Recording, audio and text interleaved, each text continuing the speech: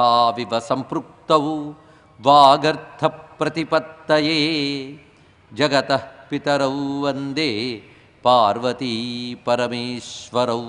రామామృక్కులు నీదు నామమునకున్ రమ్యాంఘ్రి పద్మాలకున్ శ్రీమన్మంజులమైన మేనికి ధనుర్లీలా కళాకేళికిన్ నీ మర్యాదకు ధర్మనిష్టకు రసోద్వేలమ్ము నీ గాధకున్ ప్రేమన్ నీ పరివారమంతటికి శౌరీ రామచంద్ర ప్రభు శౌరీ రామచంద్ర ప్రభు. రామం రామానుజం సీతాం భరతం భరతానుజం సుగ్రీవం వాయుసూనుంచ ప్రణమామి పునః పునః. నమో మహద్భ్యో ఋషిభ్యో గురుభ్యో నమః. హనుమంతుడు ఆ శాస్త్రంలో పండితుడు, అది ఇక్కడ కొంత కనబడుతుంది, తర్వాత సుందరకాండలు ఇంకా కనబడుతుంది. సాముద్రిక శాస్త్రం అంతా చెప్తాడు ఆంజనేయ స్వామి వారు అక్కడ.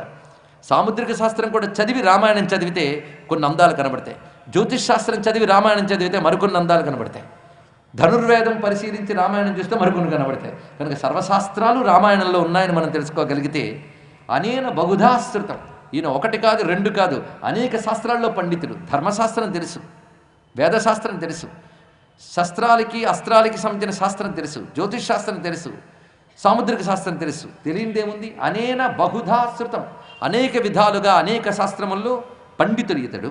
అంతేకాదు ఎన్నో మాట్లాడాడు మన ముందు, కానీ బహువ్యాహరతానేన నకించిది అపశబ్దితం. ఇన్ని మాట్లాడాడు కానీ ఒక్క అపశబ్దం లేదు. పరిశీలించావా? అన్ని సుశబ్దాలే మాట్లాడాడు. పైగా మాట్లాడుతున్నప్పుడు కేవలం నోటు నుంచి వచ్చే సౌండ్ కాదు, బాడీ లాంగ్వేజ్ అని మరొకటి ఉంటుంది. అంటే శరీరంలో కవళికలు ఉంటూ ఉంటాయి, అవి కూడా భావాన్ని చెప్పేస్తుంటాయి. కొందరు పెదవులతో నవ్వి నొసలతో చిట్లించారని సామెత వినుంటారు మీరు. ఇక్కడ బయటకేమో మెత్తగా మాట్లాడుతుంటారు, కానీ ఇంకా వాడు లోపల బాధ మాత్రం చాలా రకాలుగా ఉంటూ ఉంటుంది. కానీ అవతల వాడు తెలివైన వాడైతే మన మాటే కాకుండా మన శరీరం బట్టి లోపల ఏమనుకుంటున్నామో తెలుసుకోగలడు. రాముడు అలాంటి తెలివైన వాడు. ఇక్కడ ఆంజనేయ స్వామి వారు ఇన్ని మాట్లాడుతున్నప్పటికీ కూడాను ముఖంలో ఎక్కడ వికారం లేదు. చూసావా అన్నారు. ఇక్కడ బాడీ లాంగ్వేజ్ని అబ్జర్వ్ చేస్తున్నాడు. ఇంత క్షణంలో పట్టేశాడు రాముడు.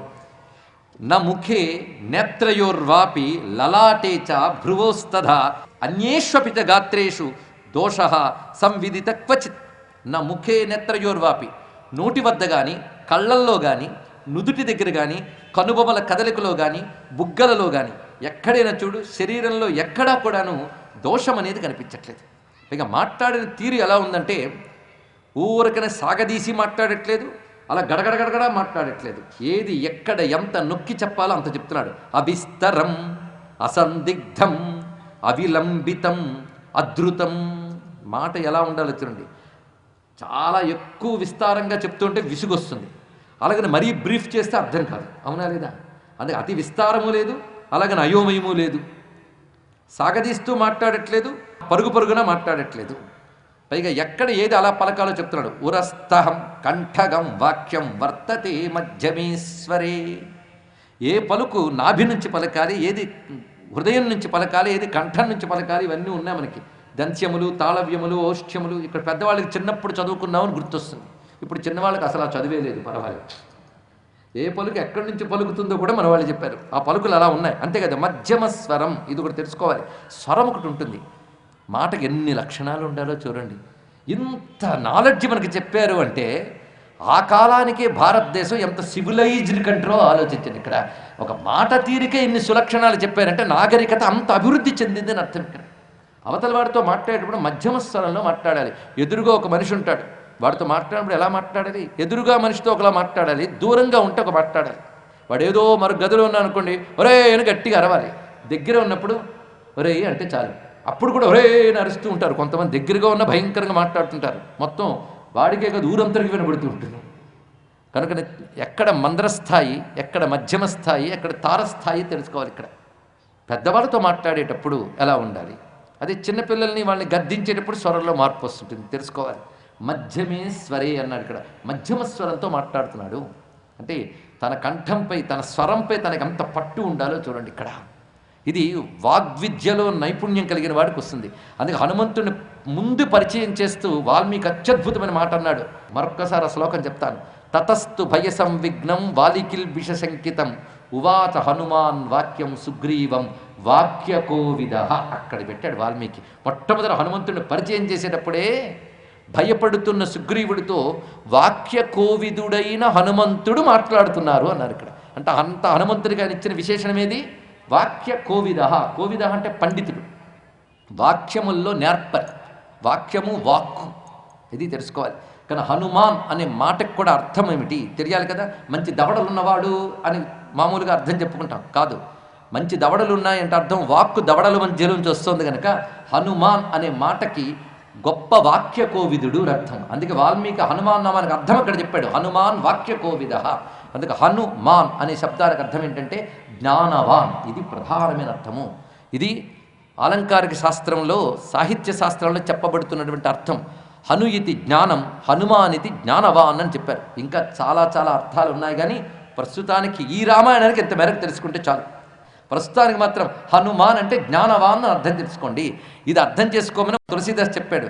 జయ హనుమాన్ జ్ఞానగుణసాగర్ జయ కపీశతిలోక ఉజాగర్. జ్ఞానగుణములు కలవాడు హనుమంతుడు. మరి ఇందాకే వాక్యకోవిదుడు అన్నారే, ఇప్పుడు జ్ఞానవాన్ అన్నారు ఏంటండి అంటే జ్ఞానమే వాక్కు. అందుకే జ్ఞానదేవత అయిన సరస్వతిని వాగ్దేవి అంటాం మనం ఇక్కడ. అసలు వాక్ అంటే ఏమిటి? జ్ఞానము వ్యక్తీకరింపబడితే వాక్కు అన్నారు ఇక్కడ. వ్యక్తీకరింపబట్ట అంటే అవతల వారికి తెలియజేయడం అనేది. లోపల ఎంత జ్ఞానం ఉంటే ఏం లాభం అండి? బయటకు చెప్తే కదా తెలిసేది. బయటికి ప్రకటింపబడని జ్ఞానం వల్ల లోకానికి ఏం ప్రయోజనం? వాడికి మాత్రం ఏం ప్రయోజనం? కనుక జ్ఞానం ప్రకటింపబడాలి. దీన్ని వ్యక్తీకరణ అని అంటారు. వ్యక్తీకరణ, ఎక్స్ప్రెషన్ ఇంగ్లీష్లో చెప్పాలంటే. ఎక్స్ప్రెషన్ ఆర్ మేనిఫెస్టేషన్, చెప్పగలగాలి. కనుక తన జ్ఞానాన్ని చెప్పగలిగితే దాని పేరు వాక్కు. కనుక వాక్కు అంటే వ్యక్తీకరింపబడిన జ్ఞానము, ది ఎక్స్ప్రెస్డ్ నాలెడ్జ్. వ్యక్తీకరింపబడిన జ్ఞానమే వాక్కు. కనుక వాక్యకోవిదుడు అంటే అర్థం ఏంటి? జ్ఞానం ఉంది, ఆ జ్ఞానాన్ని చక్కగా వ్యక్తీకరిస్తాడు. జ్ఞాన వ్యక్తీకరణ కూడా రెండు విధాలు. ఊరికనే మాటల్లో చెప్పడం కాదు, ఆ జ్ఞానానికి తగ్గట్టు ప్రవర్తించడం అది ఇక్కడ. కనుక వ్యక్తీకరణ రెండు విధాలుగా కనబడుతుంది, పలుకుట, ప్రవర్తించుట. కనుక తన దగ్గర ఎంత జ్ఞానాన్ని పెట్టుకుని ఆ జ్ఞానాన్ని మాటలో చూపిస్తాడు, ప్రవర్తనలో చూపిస్తాడు. కనుక హనుమంతుడు అంటే జ్ఞానదేవత, జ్ఞానదేవత, జ్ఞానదేవత. గుర్తుపెట్టుకోండి, జ్ఞానస్వరూపుడు ఆంజనేయ స్వామి వారు. అందుకే జ్ఞానం అంటే గురువు కదా. కనుక రామాయణానికి హనుమంతుడు ఆచార్యమూర్తి, గురుస్వరూపుడు. అందుకే కృపాకరో గురుదేవకి నాయి అని అన్నాడు తులసీదాస్. హనుమతత్వం బాగా అర్థం చేసుకున్న మహానుభావుడు, ఆచార్యమూర్తి ఆంజనేయ స్వామి వారు. అందుకే రామభక్తుడికి గురువు ఎవరయ్యా అంటే శివుడే గురువు అని చెప్పుకున్నాం. శ్రీరామ రామ రామేతి మంత్రం ఇచ్చినందుకు ఆ శివుడే హనుమంతుడై వచ్చి రామభక్తికి, రామాయణానికి గురువై ఉన్నాడు అని మనం తెలుసుకోవాల్సిన అవసరం ఇక్కడ కనబడుతున్నది. కానీ హనుమాన్ అంటే జ్ఞానవాన్.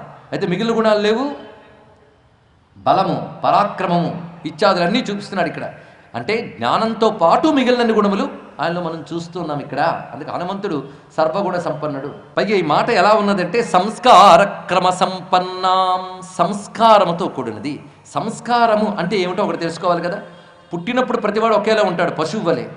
క్రమంగా శాస్త్రాధ్యయనము, పెద్దలతో ప్రవర్తన, వీటన్నిటి వల్ల వాళ్ళు కొన్ని మార్పులు రావాలి. ఆ మార్పు పేరు సంస్కారము అంటారు ఇక్కడ.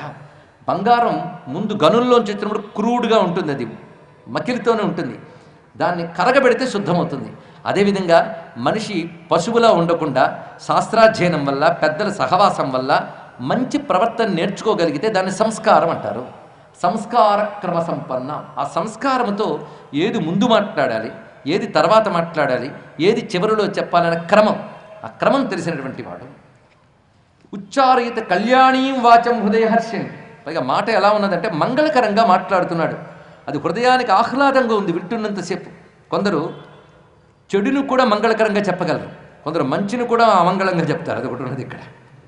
కొందరు ప్రారంభిస్తూనే చచ్చాను రా బాబోయ్ అంటారు. ఇదేమిటండి ఇది? నోరు విప్పితే అమంగళాలే. అవేంటి? ఉదాహరణకి నేను చెప్పడానికి ఇప్పుడు అమంగళాలు చెప్పకూడదు స్టేజ్ మీద, అందుకు నేను చెప్పట్లేదు. కానీ నిత్య జీవిత వ్యవహారంలో మనం చూస్తుంటాం, కొందరు మాటి మాటికి అశ్లీలమో అమంగళమో ఆ మాటలో లేకుండా మాట్లాడలేరు. అలా మాట్లాడరాదు, మంగళకరంగా మాట్లాడాలి. ఎప్పుడేం తెలియాలి ఇక్కడ. ఆ చెప్పేతురు ఎక్కడ అమంగళం లేదు. కళ్యాణీం వాచం, మంగళకరంగా మాట్లాడుతున్నాడు. పైగా హృదయ హర్షిణి, వింటున్న వాళ్ళకి ఆహా అనిపించేటట్టు, ఆనందం కలిగించేటట్టు మాట్లాడుతున్నాడు. కస్య నారాధ్యతే చిత్తం ఉద్యతాసేహ అరేరపి. ఇతని మాటలు అంత గొప్పగా ఉన్నాయంటే కత్తి ఎత్తి పట్టుకొచ్చిన శత్రువునైనా సరే వెంటనే మిత్రుడిగా మార్చగలిగినంత చక్కటి మాటలు ఇవి అన్నాడు. అంటే శత్రువును కూడా మిత్రుడిగా మార్చగలిగే మాటలు. కొందరు పాపం ఏదో మాట్లాడదని వెళ్తారు, మిత్రుని కూడా శత్రువులు చేసుకుంటారు. ఈ మహానుభావుడు శత్రువులైనా సరే, ఎలాంటి శత్రువు, కత్తి ఎత్తి పట్టిన శత్రువైనా సరే కత్తి దించి మిత్రుడు కావాల్సిందే, అలా మాట్లాడుతున్నాడు. ఇప్పుడు రాముడి మాటల్లో చివరికి వస్తున్నా ఎంత గొప్పగా చెప్తున్నాడు. ఏవం విధో యస్య దూతో నభవేత్ పార్థివస్యతు సిద్ధ్యంతి కథం తస్యా కార్యాణాం గతయో నఘా. ఇలాంటి దూత ఎవడికి దొరుకుతాడో వాడి పనులన్నీ తప్పకుండా నెరవేరుతాయి. ఇది మనము రామచంద్రమూర్తి అన్న గొప్ప మాట. పట్టారా? ఇటువంటి వాడు దూతగా లభించకపోతే ఆ రాజు కార్యములు జరగవు. అంటే ఈయన దూతగా లభిస్తే తప్పకుండా జరుగుతాయి అన్నాడు. అంటే హనుమ మాట వినగానే రాముడు ఇతడు నాకు దూత అయితే బాగుండు అని ఎంపిక చేసుకున్నాడు అప్పటికప్పుడే. శ్రీరామదూతం శిరసానమామి. హనుమన్ మంత్రాల్లో ప్రధానం 3. ఒకటి హనుమ, 2 ఆంజనేయ, 3 రామదూత. శ్రీ రామదూతాయ హనుమతే ఆంజనేయాయ నమః. ఇది మహామంత్రం అండి. శ్రీ రామదూతాయ హనుమతే ఆంజనేయాయ నమః. ఈ మహామంత్రాన్ని జపించి హనుమత్ కృపకి పాత్రులవుదాం. శ్రీ రామదూతాయ హనుమతే ఆంజనేయాయ నమః. ఈ విధంగా ఇతడు దూత అయితే బాగుండు అని రామచంద్రమూర్తి మాట్లాడితే అప్పుడు లక్ష్మణుడు మాట్లాడుతున్నాడు ఆంజనేయ స్వామి వారితో. మాట్లాడినప్పుడు సుగ్రీవుడు విషయమంతా తెలుసుకుని లక్ష్మణుడు అంటున్నాడు, మేము ఇక్కడికి వచ్చేటప్పుడే త్రోవలో కబంధుడు అనేటువంటి ఒక మహాత్ముడు తారసపడి సుగ్రీవుడు అనేటువంటి వానరరాజు ఇక్కడ ఉన్నారు, అతనితో సఖ్యం చెయ్యండి అని చెప్పారు. ఆ సఖ్యాన్ని కోరుకునే మేము వస్తున్నాము అని లక్ష్మణస్వామి చెప్పాడు. రాముడు చెప్పలేదు. చూడండి ఇక్కడ ఇది కూడా ఆలోచన. రాముడు నేరుగా హనుమంతుడితో మాట్లాడలేదు. ఇప్పుడు ప్రథమ సమావేశంలో రాముడు నేరుగా మాట్లాడలేదు. లక్ష్మణుడితో మాట్లాడుతూ చూసావా ఎంత గొప్పగా మాట్లాడుతున్నాడో అన్నారు. ఎందుకు అలా చేశాడు రాముడు?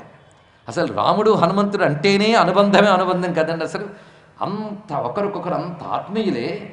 అలాంటి వారు మొదట కలిసినప్పుడు రాముడు హనుమంతుడితో నేరుగా మాట్లాడకపోవడం అనేది కొంచెం మనకు బాధ కలిగించే అంశమే. కానీ రాముడు ఊరకనే ఏ పని చేయడు, ఏదో ఉంటుంది వెనకాల. ఇప్పుడు పరిశీలిద్దాం. ఇందులో 2 అంశములు మనం తీసుకోవాలి. రాముడు ఒక రాజు. ఎదురుగా వచ్చిన వాడు మామూలుగా నేను హనుమంతుడిని అని కాకుండా సుగ్రీవుని మంత్రిని అని చెప్పాడు. ఇది తెలుసుకోవాల్సింది.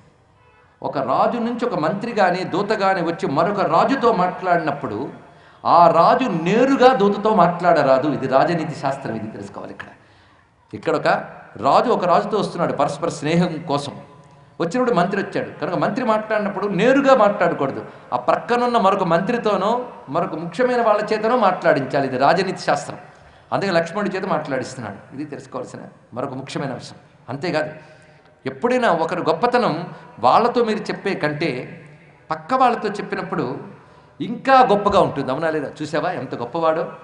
అది వాడితో నువ్వు చాలా గొప్పవాడివయ్యా అంటే వాడికి పెద్ద ఆనందం కలగదు. పక్కవాడితో వీడు చాలా గొప్పవాడు అంటే అది హృదయమార నిజంగా మెచ్చుకున్నట్లు ఇక్కడ. అలా ఇక్కడ పక్కన లక్ష్మణస్వామితో హనుమంతుడి గొప్పతనం చెప్పడంలో హనుమంతుడి గొప్పతనం మరింత ప్రశంసించినట్టు అవుతున్నది. అదేవిధంగా తాను ఒక రాజుగా ఉన్నాడు ఇక్కడ. ఒక రాజు ఒక రాజుతో మిత్రత్వం చేయడం, అది ఇందులో గొప్పతనం. అందుకే ఈ విషయం ఇలా ఉన్నది. ఇది మనకు సుందరకాండలో రావణాసురుడు కూడా ఈ రాజనీతిని అనుసరించడం మనకు కనబడుతుంది ఇక్కడ. అందుకే రాజు అయినటువంటి వాడు నేరుగా దూతతో మాట్లాడరాదు కనుక ఈ పని చేశారు ఇక్కడ. అయితే భక్తిపరంగా ఆలోచిస్తే కొంచెం మనకి అయ్యో హనుమంతుడితో రాముడు మాట్లాడలేదే అనిపిస్తుంది. ఇది తీసుకుని త్యాగయ్య గొప్ప మాట అన్నారు తన కీర్తనలో. రామా, నేను ఇంత పిలుస్తున్నానే, నీకోసం ఇన్ని కీర్తనలు ఆలపిస్తూ, రామా నిన్నే నమ్మి నేను ప్రార్థిస్తున్నానే, ఇంకా నాకు బదులు చెప్పవేమయ్యా, కనికరించవేమయ్యా అని అడుగుతున్నాడు. త్యాగయ్య వేదనంతా రాముడిని చూడాలని, రాముడితో మాట్లాడాలని, అంతేగాని మళ్ళాగా ఏదో ఇవ్వాలని ఆయన అనలేదు. రాముడే కావాలి ఆయనకి. రామా ఎందుకయ్యా బదులు పలకవు అంటూ ఒక మాట అంటారు.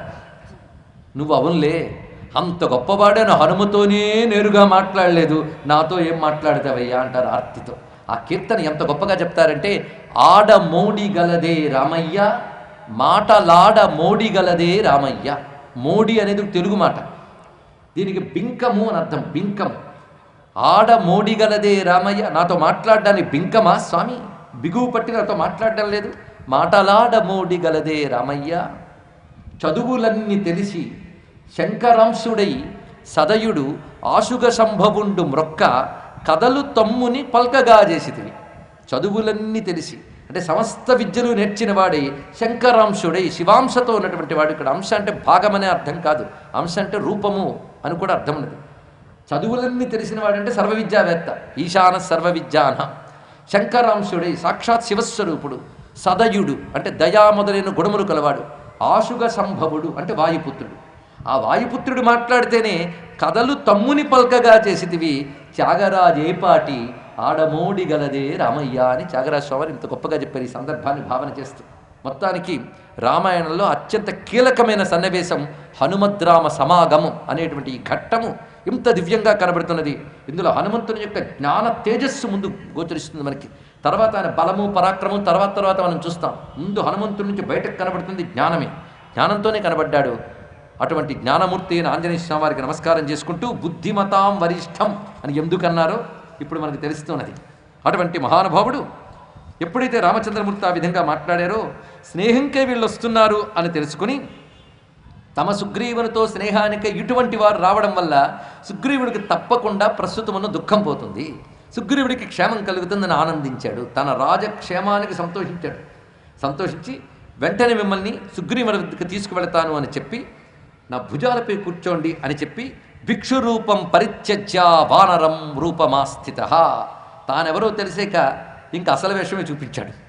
కాంచనాద్రి కమనీయ విగ్రహం అయినటువంటి తన యొక్క అప్రతిమానమైన అంటే సాటి లేనటువంటి మహావీర రూపమైన వానర రూపాన్ని ఒక్కసారి చూపించి రామచంద్రమూర్తికి నమస్కారం చేసి వారు ఉభయుల్ని చెరో భుజం మీద కూర్చోబెట్టుకుని పృష్ఠమారోప్యత వీరో జగామ కపికుంజర. వానర శ్రేష్ఠుడైన ఆంజనేయ స్వామి వారు ఋష్యమూక పర్వతంపై సుగ్రీవుడున్న చోటుకు తీసుకువెళ్ళాడు. ఆ వెళ్ళిన వెంటనే సుగ్రీవుడికి పరిచయం చేశారు. వెంటనే సుగ్రీవుడు వాళ్ళ స్నేహం పొందినందుకు చాలా సంతోషించాడు. ఇప్పుడు వారు ఉభయులు కూడా స్నేహాన్ని స్వీకరించబోతున్నారు. ఇక్కడ మిత్రత్వం అనేది, ఎందుకంటే రాజ్యాంగములో మిత్రత్వం అని ఒకటి ఉంటుంది. అంటే రాజుకి సంబంధించినటువంటి అంగములు అంటే భాగములు. ఇప్పుడు రాజ్యాంగం అంటే కాన్స్టిట్యూషన్ అర్థంలో నేను చెప్పలేదు. రాజుకు ఉండవలసినటువంటి బలగం, ఆ బలగంలో మంత్రి, సామంత, పురోహిత, సైనాధ్యక్ష, సైన్యం వీటితో పాటు మిత్రబలం ఉంటుంది రాజుకి. ఇది తెలుసుకోవాలి. అంటే రాజుకు మిత్రరాజులు కొందరు ఉంటుంటారు. అదొక ప్రధానమైన ఒక రాజ వ్యవస్థ. ఇప్పుడు అలాంటి మిత్రత్వం ఇక్కడ ఏర్పడుతోంది కనుక వారు ఉభయుల మధ్య మిత్రత్వానికి అగ్నిని రగిల్చాడు ఆంజనేయ స్వామి వారు. అక్కడ అగ్నిని కుసుమాలతో పూజ చేసి అగ్ని సాక్షిగా ఒకరి చేతిలో ఒకరు చెయ్యి వేసి మిత్రత్వాన్ని స్వీకరించారు. అగ్ని సాక్షిత్వం, స్నేహానికి అగ్నిని సాక్షిగా తీసుకోవడం అనేది చేయడం వల్ల ఆ స్నేహానికి భగవద్రక్ష ఉంటుంది. అందుకోసం అంతేకాదు వాళ్ళు కూడా భగవంతుడు సాక్షిగా స్నేహం చేశాం కనుక వాళ్ళ జీవితాంతం స్నేహానికి కట్టుబడి ఉంటారు. అగ్ని సాక్షిగా స్నేహం చేయడం అనే పద్ధతే వివాహంలో కూడా అగ్ని సాక్షిగా వివాహం కూడా కనబడుతుంది. అసలు భార్యాభర్తలతో కూడా స్నేహమేగా చెప్పాలి అంటే, జీవితాంత స్నేహం. అలాంటిది ఇక్కడ కూడా స్నేహానికి అగ్ని సాక్షిత్వం. పైగా ఇక్కడ రామచంద్రమూర్తి కూర్చోడానికై అక్కడ మంచి ఆకులతో దట్టముగా పువ్వులతో ఆకులతో ఉన్న ఒక మద్ది కొమ్మని విరిచి హనుమంతుడు ఆసనంలో వేశాడు. చాలా పెద్ద కొమ్మది. దాని మీద రాముడు ఒకవైపు, సుగ్రీవుడు ఒకవైపు కూర్చున్నాడు. మరొక వైపు లక్ష్మణస్వామి కూర్చోడానికి చందన వృక్షపు కొమ్మ తీసి పెట్టాడు. మరి వానరులు చేసే సన్మానాలు ఇలాగే ఉంటాయి. ఇక్కడ చందన వృక్షం అక్కడ వేస్తే దానిపైన లక్ష్మణస్వామి కూర్చున్నాడు.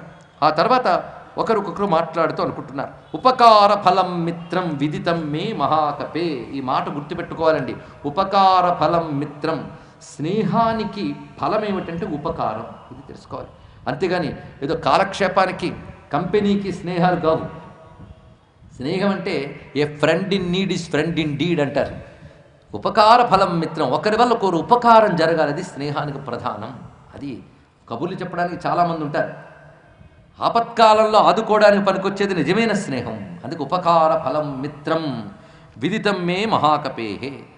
ఉపకార ఫలం గనక నేను నీకేం ఉపకారం చేయాలో చెప్పన్నాడు ముందు రామచంద్రమూర్తి. ఎందుకంటే అవతల వాళ్ళ నుంచి ఏం పొందుదామా అని ఆలోచిస్తూ ఉంటారు సామాన్యులు.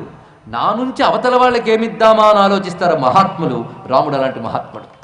అందుకే నీకేం ఉపకారం చేయాలని అడిగాడు రామచంద్రమూర్తి. ముందు ఆయన మొదటి మాట ఆయన. కానీ సుగ్రీవుడు మాట్లాడిని తర్వాత మాట్లాడదాం. ఇలాంటి వాళ్ళందరూ అహంకార పూరితులండి. రాముడి యొక్క ఔదార్యం ఏం చేయాలంటే నీకేం ఉపకారం చేయాలో చెప్పు.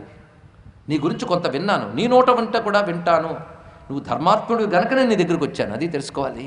ఒక స్వార్థపరుడి దగ్గరికి రాలేదు ఆయన, ధర్మాత్ముడి వద్దకు వచ్చాడు. ఎందుకంటే మీ అన్నయ్య నిన్న అధర్మంగా వెంటబెట్టి రాజ్యభ్రష్టుని చేసి నీ భార్యను అపహరించాడు. చాలా ప్రమాదకరమైన అంశం. ఎందుకంటే పరస్త్రీని అపహరించడం కంటే పాపం మరొకట్లేదు. ఆ పని చేశాడు మీ అన్న, అది నాకు తెలిసింది. అమాయకుడవైన నిన్ను రాజ్యభ్రష్టుని చేసి నీ భార్యని స్వీకరించి ఉన్నాడు. పైగా నిన్ను ఎక్కడా ఉండనివ్వకుండా వెంటబెట్టాడు. అదృష్టం ఒకటేదో కలిసి వచ్చి ఋష్యముఖ పర్వతం ఒకటి ఉంది, అది లేకపోతే నువ్వేమయ్యేవాడివి? చూసారా, నిజంగా మన దగ్గర ధర్మం ఉంటే అన్ని మార్గాలు మూసుకుపోయినా ఎక్కడో ఒక ఆధారం దొరుకుతుంది. అదే సుగ్రీవుడికి కష్టకాలంలో కూడా ఒక ఆధారం దొరికింది. పరిశీలించాడు. ఇక్కడ ఆ ఋష్యముఖ పర్వతం పైకి రాడు అతను. ఎందువల్ల రాడో ఇప్పుడు కథని చెప్తున్నాడు సుగ్రీవుడు. రాముడికి వివరంగా జరిగిన కథనంతటిని వివరిస్తున్నాడు. ఉపకారం ఏమిటి చేయాలి, ఆ ధర్మబద్ధం అవునా కాదా రాముడే నిర్ణయించుకుంటాడు. ఇంకా జరిగింది జరిగినట్టు చెప్తున్నాడు. మేమిద్దరం అన్నదమ్ములం, వాలి సుగ్రీవులు, మేము ఉభయలం కూడా అన్నదమ్ములం. అన్నయ్య గారు రాజ్యం చేసేవారు, నేను ఆయనకి సహాయకుడిగా ఉండేవాడిని. చక్కగా రాజ్యపాలన అవుతోంది. ఈ లోపల దుందుభి అని ఒక రాక్షసుడు వచ్చాడు. వీడు దున్నపోతు శరీరంతో ఒక భయంకరమైన రాక్షసుడు వాలితో యుద్ధానికి వచ్చాడు. అప్పుడు వాలి అతడు యుద్ధం చేస్తూ ఉంటే క్రమక్రమంగా అరణ్యాల్లోకి వెళ్ళిపోయారు యుద్ధం చేస్తూ. సుగ్రీవుడు కూడా వాలి వెంట వెళ్ళాడు తోడుగా. అలా వెళుతూ వెళుతూ గుహలోకి చేరారు. ఎప్పుడైతే దుందుబి గుహలోకి పారిపోయాడో అతన్ని ఎలాగైనా సంహరిస్తానని చెప్పి వాలి లోపలికి వెళుతూ ఉన్నాడు. అప్పుడు సుగ్రీవుడు కూడా వెళ్ళబోతూ ఉంటే వాలి చెప్పిన మాట, నువ్వు బిలద్వారం వద్దే ఉండు కానీ లోపలికి రాకు, వచ్చేవా నా మీద ఒట్టే చెప్పాడు. అక్కడ ఆ ఒట్టు కూడా పెట్టు, నువ్వు ఇక్కడే ఉండు, నేనే తిరిగి వస్తానన్నాడు. వెళ్ళాడు, కానీ ఎప్పటికీ రావడం లేదు. సంవత్సరం అక్కడ ఉన్నాడు. గుమ్మం దగ్గర సామాన్యం కాదండి, గుహాద్వారం దగ్గర సంవత్సరం ఉన్నాడు. ఈ లోపల కిష్కింద ఏం కావాలి, వెళ్ళాలా మానాలా తెలియలేదు. ఇక్కడ సంవత్సరం తర్వాత ఒక ఆర్తనాదం వినబడింది. అది ఇతడి ధ్వని వలనే ఉన్నది. ఇక్కడ అచ్చం రాముడికి ఇతడు కలిగిన దుఃఖంలో ఉన్నటువంటి సమాంతర లక్షణం చదువు ధ్వని. కొంచెం ఆలోచిస్తున్నాడు. ఈ లోపల నుంచి రక్తం వచ్చింది. ఈ వచ్చిన రక్తం ఎవరిది? ధ్వని ఏమో అది వినబడింది. అన్నయ్యకి ఇంతకాలం పట్టదు అంటే ఇప్పుడు అన్నయ్యకి ఏదైనా ప్రమాదం జరిగిందా? ఇప్పుడు అదే అయితే ఆ రాక్షసుడు బయటకు వస్తే దీంట్లోంచి ఎదుర్కొనడం నా వల్ల కాదు, రాజ్యక్షేమం దెబ్బతింటుంది అని అన్నయ్య పోయాడనే తాను భావించి ఒక్కసారిగా గుహాద్వారం మూసివేసి రాజ్యక్షేమం కోసమని తిరిగి వచ్చాడు. వచ్చి మంత్రులతో ఏకాంతంలో విషయాన్ని చెప్పాడు. సభలో అందరికీ తెలిసేట్టు కాకుండా ఇప్పుడు మంత్రులు ఆలోచన చేసి, సరైన రాజు లేకపోతే వ్యవస్థ అస్తవ్యస్తమవుతుంది కనుక నువ్వు రాజుగా ఇప్పుడు ఉండు అని చెప్పి తను రాజుని చేశారు. ఇతడు రాజైన కొద్ది కాలానికి వాలి వచ్చాడు. వచ్చి ఓరు దుర్మార్గుడా అని లాగివేశాడు. అన్నయ్య నువ్వు బ్రతికి వచ్చేవు, నాకు చాలా ఆనందంగా ఉంది, నాకు కావలసిందే అది. నేను కేవలం రాజ్యక్షేమం కోసం నువ్వు బ్రతుకున్నావో లేదో తెలియక నేను పొరపాటు పడ్డాను, నన్ను క్షమించు, నీ రాజ్యం నువ్వే ఏలుకో, నీకు దాసుడుగా ఉంటాను అన్నాడు.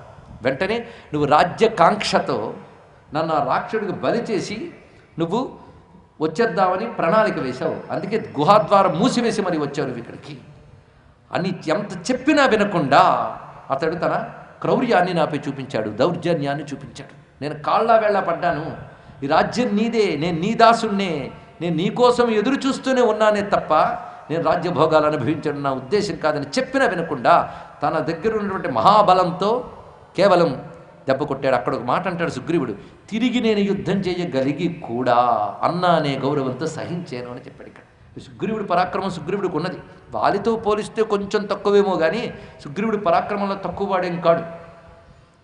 అలాంటి ఆ సుగ్రీవుడు ఎంత బ్రతిమలాడినా అన్న వినలేదు సరికదా, నేను ఎక్కడా మననీయకుండా చేస్తాను అని చెప్పి అతన్ని వెంటబెడుతూ ఎక్కడ క్షేమంగా ఉండనివ్వకుండా బలగాన్ని పంపడం, ఇవన్నీ చేయడంతో నా ప్రాణాలు నేను రక్షించుకోవడానికి పారిపోతూ ఉంటే ధర్మము తెలిసిన మంత్రులు కొంతమంది నా దగ్గర ధర్మముందు నాతో పాటు వచ్చారు. వారిలో ఒకడు హనుమంతుడు.